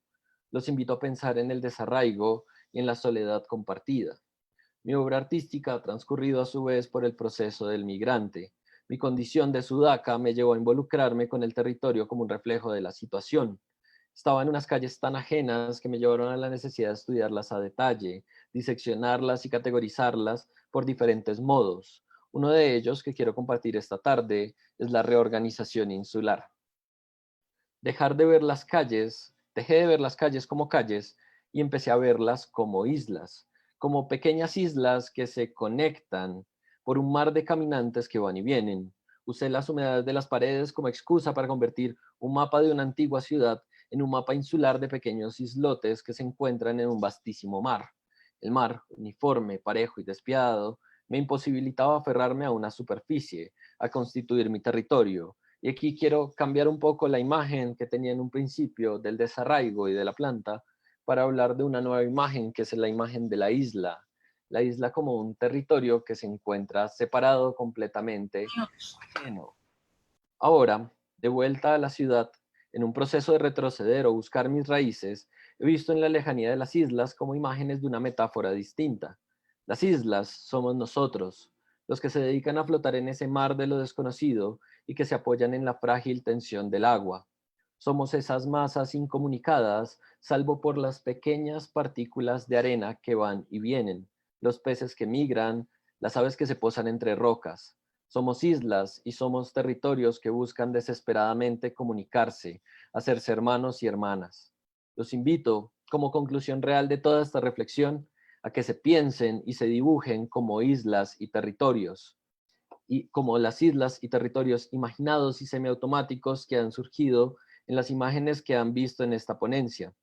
Los invito a que se vean, se dibujen y descubran sus propios territorios transgredidos, erosionados, transformados, territorios que se reconocen en esos dibujos que ahora les invito a hacer. Constituyamos, entonces, un pequeño atlas de las islas que somos y compartamos vivencias a través de los territorios que creamos y empoderamos, territorios que constituimos y que somos. Si algo puede quedar de todo lo que he dicho, que sea una imagen, una o muchas. Muchas gracias. Muchas gracias, Juan. Listo, tenemos nuevamente a Macarena, entonces pues Macarena, retoma desde donde tenías para que nos rinda el tiempo. Muchas gracias. Hola, ¿cómo están? ¿Me escuchan? Yo sí. Perfecto, bien. Bueno, a ver, la verdad es que en realidad es primera vez que se corta internet así de manera tan abrupta. Entonces, bueno, en realidad lo que yo traje para compartir con ustedes tiene que ver con explorar las emociones del miedo y el deseo a través de las narrativas de dos mujeres centroamericanas. Cuando cayó internet estaba en algunos elementos de la contextualización de la migración forzada centroamericana, entonces me gustaría retomar desde ahí. Bien, el manodurismo, que comenzó a ejecutarse desde el año 2003 en El Salvador, ha agudizado el escenario de violencia a través de verdaderas limpiezas contra los pandilleros en los barrios y comunidades. Es parte del contexto que explica las razones del éxodo de Mayra y María José, ¿sí? Así se van entretejiendo un escenario de muerte entre las pandillas, el Estado y la sociedad civil, que tiene como manto de fondo la transnacionalización de los recursos naturales, el intervencionismo norteamericano y la misoginia como herramienta de poder tanto de las maras como de las fuerzas policiales. Estas condiciones para la movilidad forzada se funden con el control fronterizo de México, cuyas políticas migratorias se insertan en el sistema de control de fronteras global conocido como Border Regime. En palabras de Yerko Castro, se trata de la intensificación de todo tipo de muros y vallas de tecnología de identificación y control que se despliegan a través de múltiples fronteras, donde con demasiada regularidad el refugiado termina por ser una persona indocumentada. De esta forma, la migración centroamericana es acorralada y criminalizada por las políticas migratorias restrictivas operando a lo largo de la frontera sur. Desde el año 2014, durante la administración de Enrique Peña Nieto, entró en vigencia el programa integral Frontera Azul, política binacional que, según un informe publicado en 2017 por la Unidad de Investigación del Congreso estadounidense, este país proporciona casi $100 millones en financiamiento, equipamiento y capacitación a los funcionarios del Instituto Nacional de Migraciones en México. Abordaje teórico-metodológico. Tanto la migración forzada, entonces, como las políticas migratorias restrictivas enmarcan la experiencia migratoria de María José y Mayra. Como gran parte de las migrantes que llegan a la frontera sur, por obligación, ambas debieron residir temporalmente en Tapachula hasta obtener el estatus de personas refugiadas ante la Comar, la Comisión Mexicana de Ayuda a los Refugiados, y el ACNUR, el Alto Comisionado de las Naciones Unidas para los Refugiados. Ambas sabían que es riesgoso ser migrantes indocumentadas en México. A las amenazas latentes de la deportación se suma la exposición a secuestros, robos y violaciones durante la travesía a la frontera norte. María José es una mujer transgénero de 28 años que huyó de su natal Santa Ana debido a la extorsión de las maras Barrio 18. En agosto de 2016, cruzó en balsa por el río Suchiate desde Tecunumán, Guatemala, a Ciudad Hidalgo, México.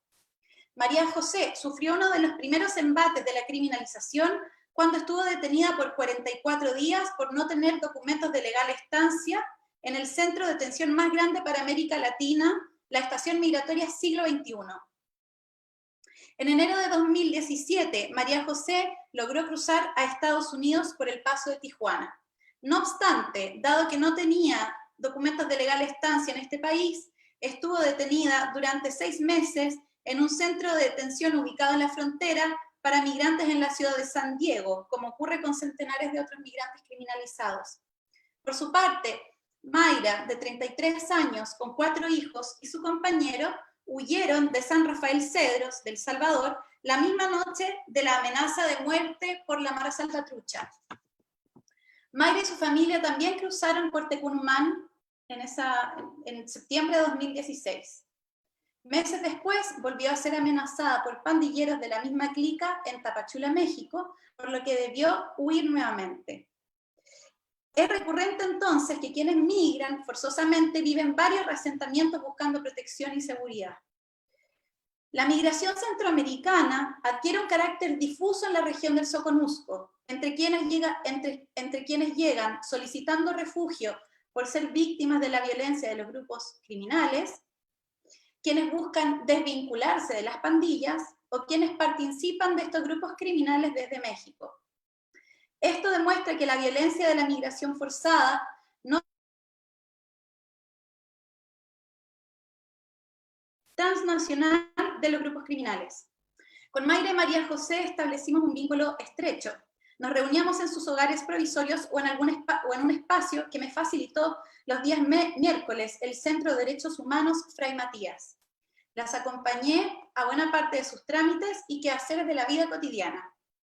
Las condiciones de precariedad y discriminación laboral en Tapachula empuja a las y los migrantes a depender de los vínculos con las instituciones y las organizaciones.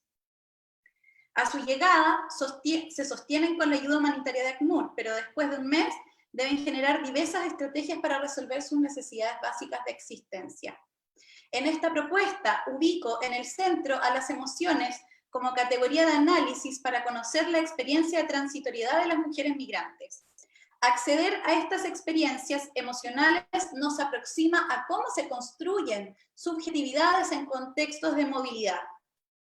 Las emociones, además de ser catalizadoras de energía y guiar nuestras tomas de decisiones, son construcciones históricas y contextuales nacidas desde interacciones sociales atravesadas por disputas de poder. Así afirma Olivia López, para quien las emociones conectan las esferas macro y micro y en ellas operan diferentes categorías de articulación. Yo vengo huyendo de ellos y ahora me los encuentro aquí. Los miedos de la migración centroamericana en tránsito.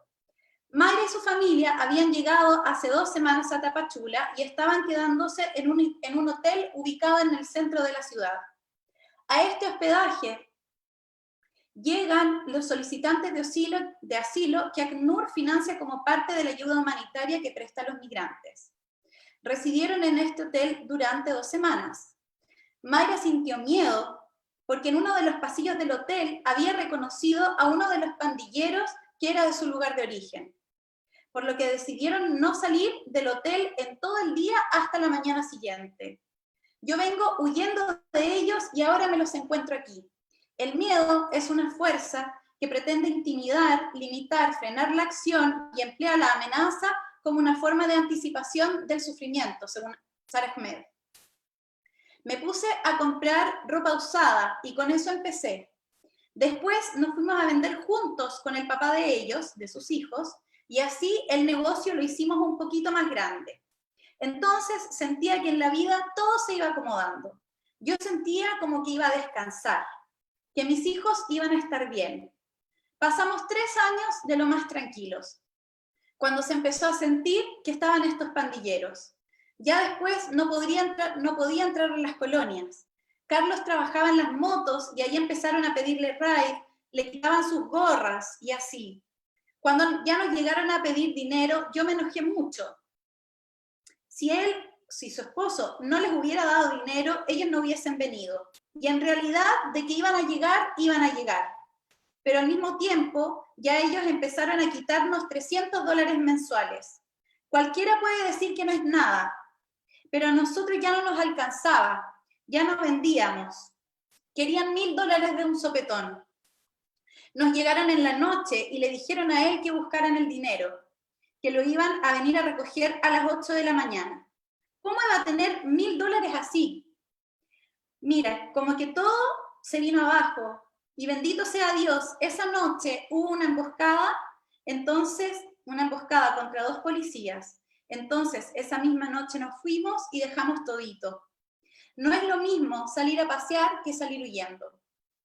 Mayra y su familia estaban en una situación límite en la que no hay otra opción más que huir. El miedo es una emoción que nos alerta del riesgo. Para Sara Ahmed, traza los límites de la alteridad. En el contexto de interacción de Mayra, reconocer a uno de los pandilleros de su lugar de origen en Tapachula reavivó el miedo que le alertaba de un sufrimiento allí en el lugar donde buscaba refugio. Por lo tanto, así como estamos frente a un continuum de la violencia durante las trayectorias migratorias, también estamos a un continuum del miedo. El 11 de septiembre del 2001 fue un hito clave en el fortalecimiento de una economía global del miedo, con una producción discursiva orientada principalmente al terrorismo y la movilidad humana. En el marco de la migración indocumentada, Aquino explora el miedo desde la biopolítica para sostener que es una tecnología disciplinaria que pretende dosificar el cuerpo migrante. Mapeando a las pandillas, Rosana Reguillo propone que en el advenimiento del discurso del miedo social y la retórica de la desigualdad, de la seguridad, las pandillas han podido expandir su poder creando un sistema paralegal que les ha permitido configurarse, no solo como un grupo translocal, sino también transnacional. De esta manera, las y los migrantes en tránsito estaban envueltos en diferentes situaciones contextuales y discursivas relativas al miedo. El miedo de Mayra nos vuelve a recordar entonces que la migración forzada es un fenómeno transnacional y local. Esta experiencia no se acaba en el país de origen, sino que vuelve a encarnarse todas las veces que implique un encuentro con el sujeto amenazante. No es que no quiera estar allá, es que no puedo. Tránsito migratorio, violencia y deseos. María José proviene de un origen humilde. Desde los 16 años se desempeñó como trabajadora sexual para ayudar a su abuela. Deja claro que trabajar con su cuerpo y volcado al sexo como una forma de placer era una actividad laboral que le agradaba. Comenzó en un bar de su localidad de origen, en Santa Ana, en El Salvador. Durante las primeras semanas en el bar, todavía ejercía el trabajo sexual como un hombre homosexual. Después cuenta las relaciones cotidianas y de amistad con otras mujeres trabajadoras sexuales la llevaron a transitar a mujer. Los primeros días ahí en el bar no empecé de un solo vestido de mujer. De ahí seguí y como a las 2 semanas me dio unas ropas una amiga y me dijo: puchica María José, que te mirarías bonita.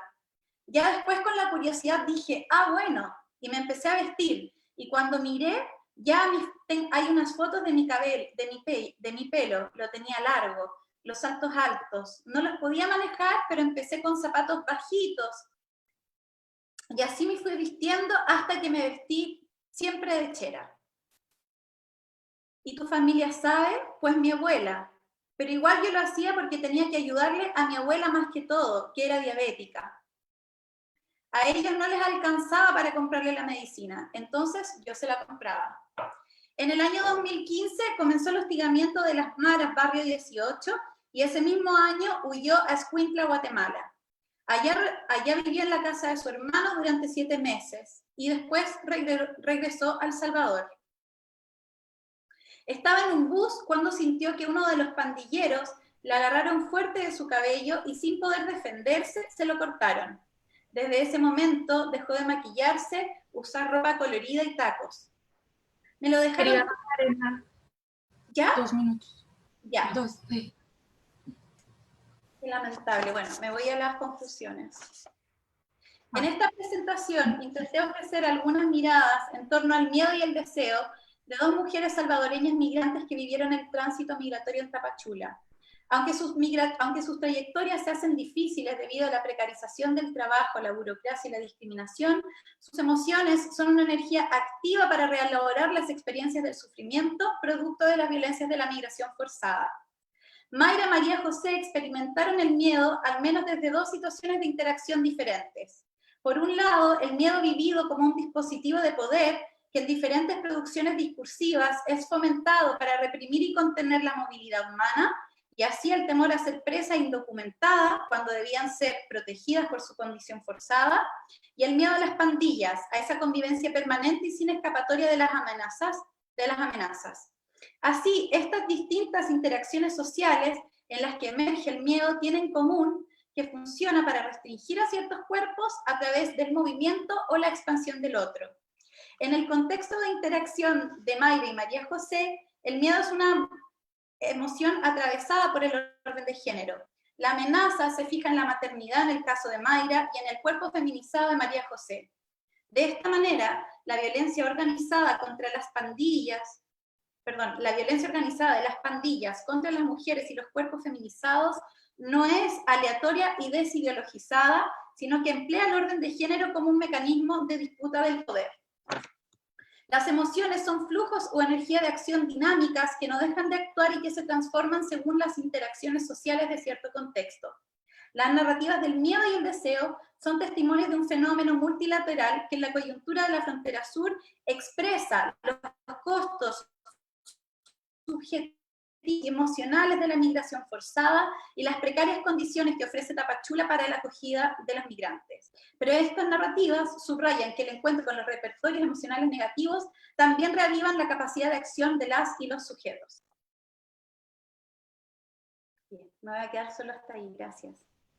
Muchísimas gracias por tu presentación. Bueno, ahora vamos a darle paso a nuestra comentarista, a Sandra Gerardo. Puedes desactivar. Gracias. Continúa. Listo, pues primero muchísimas gracias, como a todas y todos, saludarles desde el confinamiento, ¿no? Una palabra que se vuelve común y que atraviesa a todas y a todos quienes trabajamos con personas migrantes, ¿no? Las personas migrantes han hablado desde hace mucho tiempo de confinamientos, aislamientos, y me parece bastante significativo que ahora nosotros estemos de alguna forma sometidos a una inmovilización que no es para nada la misma que pasan los sujetos con quienes hemos tenido que trabajar o con quienes hemos interpelado e intercambiado, pero estos sujetos, como nos han dicho las y los panelistas, han encontrado vías de resistencia a esas formas de contención, ¿no? Porque si hay algo que atraviesa las 4 intervenciones que escuchamos el día de hoy, es, por un lado, las violencias globales que se van encarnando, ¿no? Como nos decía Macarena, ojalá tenga un poquito más de tiempo en un momento para explicarnos esas violencias encarnadas, pero que además se van reventando en esas mismas formas de mover, utilizar el cuerpo, utilizar las emociones, utilizar las sensibilidades, utilizar las categorías raciales de clase y de género que les van y que nos van atravesando. Entonces, me parece como muy significativo estar en este panel, en esta mesa el día de hoy. Agradezco muchísimo a Vivian, a las 4 participantes, voy a hablar en femenino, a las 4 participantes por habernos mandado sus ponencias. Disfruté muchísimo leerlas. Yo misma me siento interpelada, ¿no? Por varias de las cosas que proponen. Emociones, el análisis de las emociones como una forma, no sé si nueva, pero sí en términos de las migraciones, de ir aprendiendo las posibilidades que tienen los sujetos en movimiento.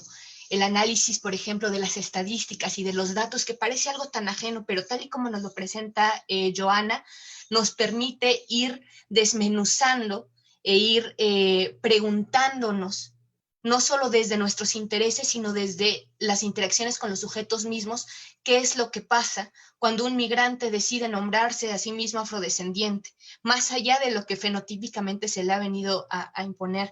Y por otro lado, el arte que no solo es un modo de resistencia individual de una comunidad preestablecida, sino que se va conformando en una nueva comunidad, ¿no? Lo que nos presenta Nayeli, lo que nos presenta Juan, nos permite ir entendiendo las comunidades como construcciones en el arte. A mí, les digo, me emociona porque me interpelan mucho en los trabajos que yo realizo con poblaciones migrantes hondureñas. Entonces, sin duda, por ejemplo, me encontré con Macarena en Tapachula, ¿no? Me encontré con las historias que vienen de El Salvador y que vienen de Centroamérica, pero con Nayeli también me fui encontrando con todo un proceso migratorio que sabemos atraviesa México, del que mi familia, por ejemplo, es parte. Por otro lado, con Nidia, más o menos, me fui acomodando en pensar todas estas formas en que se van creando los estereotipos de determinados sujetos y que los van confinando, y yo pienso en los cafetaleros con quienes trabajé, indígenas guatemaltecos que son confinados al trabajo de recolección, específicamente en las fincas cafetaleras, y con Juan esta sensación permanente de extranjería que tenemos los viajeros y la antropología misma, ¿no? La antropología misma y las disciplinas antropológicas se han considerado como esos espacios de desarraigo, de desapego, de extranjería, de soledad, y pensarlas como islas, al final creo que también es lo que nos posibilita estar en estos paneles. Entonces, esa breve introducción para agradecerles y como para ir resumiendo un poco los puntos principales al panel que nos esté escuchando. Hablar de migración nos ha remitido comúnmente a hablar de datos, pero lo que nos ofrecen todas las ponencias es la posibilidad de acceder a las emociones, a los sentimientos, al arte, como una forma de conocimiento, no solamente desde la teorización de los sujetos que escribimos, sino de una coteorización con los sujetos quienes nos han compartido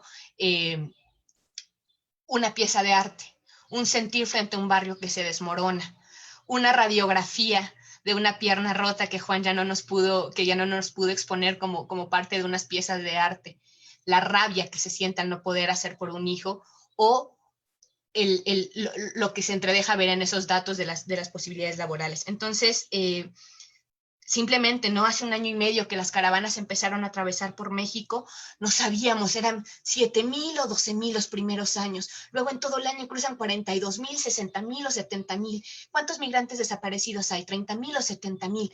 Es decir, todos esos datos, todas esas cifras que sin duda necesitamos tener y aprender, ya nos están hablando de una imposibilidad que tienen los estudios sobre las migraciones para basarse únicamente en ese tipo de análisis. Y creo que lo que hoy nos presentaron permite abrir y explorar nuevas posibilidades que de ninguna manera abandonan el análisis cuantitativo, ¿no? Cuantitativo. En ese sentido, el trabajo de Joana me parece extraordinario porque sin abandonar la rigurosidad del análisis cuantitativo nos permite ir entremezclando las posibilidades. Entonces, creo yo que justo, ¿no? Están los datos, están las cifras, pero nos preguntamos, asilo, refugio, asentados, regulares, trans, madres, hombres, solas, desarraigados, islas, todas esas preguntas que se entrasoman en cifras que son difíciles de decir. Entonces, este panel creo que tiene la virtud de obligarnos no solo a situarnos geográfica e históricamente, y nos obliga no solo a pensar el problema de la migración, o el fenómeno de la migración, o solo historias que se van recogiendo, sino nos obliga a pensar en las posibilidades que tiene una escucha a la que se nos ha obligado y que se nos ha tenido que obligar por parte de todas las personas que alrededor del mundo están migrando. El hecho de que el día de hoy podamos compartir en este panel con los 4 presentadores es porque fueron obligados a escuchar, porque fueron obligados a poner todos sus sentidos en juego, ya sea para leer los datos de los salarios de personas cubanas, afrodescendientes que están ingresando a algún tipo de trabajo, o leer efectivamente esos grises, ese peeling of gray del que nos hablaba Nayeli. Entonces, esa obligatoriedad de la escucha creo que es una de las potencias más fuertes que podemos encontrar con estos 4 panelistas. Quizá en lo de las emociones y el arte es más evidente, pero como ya les decía, el análisis al que nos obliga Joana, ¿no? El camino, el andar, al que nos va encaminando Juan, también permite ver esos procesos. La antropología tiene largo tiempo hablando de fronteras, hablando de desarraigos, de identidades, de asimilaciones, pero el momento específico, aunque por ejemplo el trabajo de Nidia y el de Nayeli nos están hablando de una perspectiva mucho más de larga duración de las migraciones, no nos remiten bien a los años 40, el de Nidia se va hasta finales del siglo XIX, principios del siglo XX, para entender cómo la formación de un Estado nacional como el mexicano, que es en sí mismo racista, va construyendo estereotipos sobre los sujetos. Pero aún así, las nuevas formas no de movilidades, sino de gobernación de las migraciones que hemos visto en los últimos años, nos obliga a poner en práctica todas estas nuevas formas de comprensión, de análisis y de interacción que los 4 panelistas nos están invitando a hacer. Por favor, Vivian, me detienes en el tiempo, yo me siento más o menos ya aclimatada al Zoom. Entonces, tengo 3 ejes, ¿no? En los que divido un poquito los comentarios, en los que voy a ir jalando las cuatro presentaciones. El primero tiene que ver con eso, las movilidades en una globalidad capitalista y la construcción de subjetividades. El segundo tiene que ver con la movilidad como resistencia y como rebeldía en sí mismo. Y el tercero, cerrar con amistades epistémicas y hospitalidad radical. Entonces, voy a empezar. Lo que encontramos en las 4 presentaciones que hemos escuchado es una tensión obvia y constante entre historias particulares en un proceso global de expansión capitalista que siempre ha conllevado consigo a la movilidad, ¿no? Quizá las ponentes de las 3 compañeras nos sitúan en el marco geográfico mexicano, Juan nos arrastra también, pero desde él mismo, desde donde está, nos obliga a pensar en otro tipo de migraciones y movilidades. Él mismo se describió en esta última parte de la presentación. Entonces, bueno, todas esas violencias, esta expansión capitalista vemos que se va como planteando, ya sea en las cuestiones laborales y salariales o en la gentrificación que obliga a la manera de repensarse en el barrio a través del arte, las violencias extremas y políticas que nos hablaba Maca, que acompañan a los sujetos durante todo su proceso de movilidad, o la pérdida de espacios comunitarios. Lo que vemos es cómo esas violencias propias de una forma de producción global se van materializando en la vida, en los proyectos, en los espacios, en los cuerpos, en las familias, en los sentires de sujetos y de comunidades enteras. Macarena nos fue delimitando muy bien las violencias varias que se viven en todo el proceso migratorio. La idea de continuum que ella retoma nos permite pensar en las violencias que se viven desde el lugar donde se sale, en el tránsito en el que se llega y en la movilidad que va a seguir sucediendo. Esas violencias que se implantan en los cuerpos, que van constriñendo a los cuerpos de determinados sujetos que son construidos como el otro por excelencia del que nos hablaba Juan, ese otro incómodo que no encuentra un espacio de arraigo. Nayeli, en su intervención de un espacio Nayeli en las intervenciones en un espacio forjado en años de construcción de resistencia identitaria. Estamos hablando de uno de los barrios con presencia de mexicanos y mexicanas como con más raigambre en Chicago, que ha tenido que tener que ver con un montón de resistencias. Ahí voy. Y bueno, que va viviendo esta violencia de las nuevas gentrificaciones. Nidia, las condiciones laborales que se apoyan en la construcción de una nación racista y que va creando y ajustando necesidades laborales a determinados estereotipos de sujetos que van tensando la relación entre género, clase y raza. Voy a pasar a la idea de la movilidad rebelde, porque si efectivamente vemos que este mundo capitalista adopta muy bien las formas de la opresión interseccional, lo que encontramos con las resistencias que nos permiten conocer nuestros 4 panelistas es justamente cómo esa intersección va posibilitando formas no solo de resistir, sino de transformar.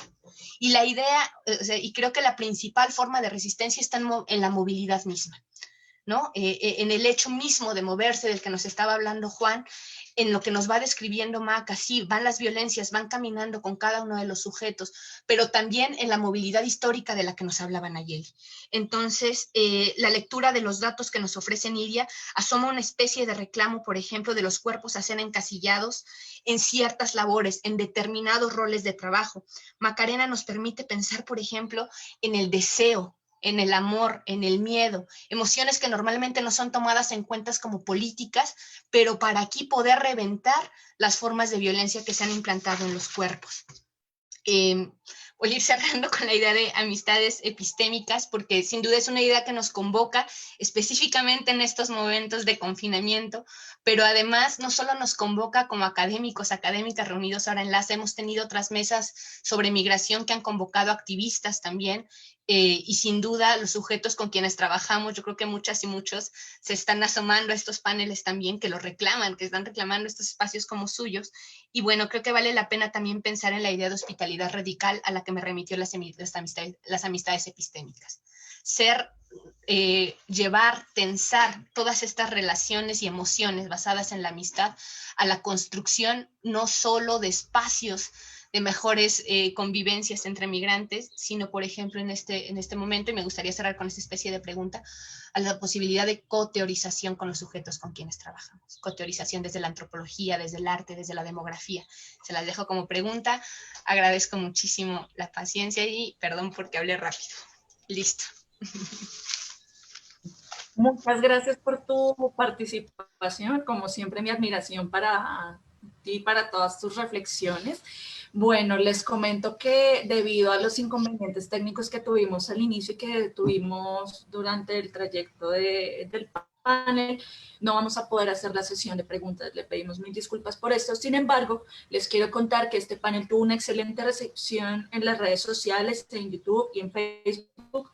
Entonces, ustedes pueden por ahí mismo, pueden hacer sus intervenciones, colocar sus impresiones. Y también seguramente el contacto de cada uno de los ponentes de panel seguramente va a estar disponible para que puedan interactuar con ellos y seguir profundizando en estas ideas sobre las migraciones, las fronteras, las experiencias de trayecto y tránsito y las amistades epistémicas. Entonces, me despido, agradezco mucho a los ponentes y agradezco mucho a los asistentes a esta sesión virtual. Espero que estén bien desde sus casas y que esto de las amistades sirva para afrontar estas épocas críticas a las cuales ya todos se han referido. Gracias, que estén bien. Gracias. Chao, gracias.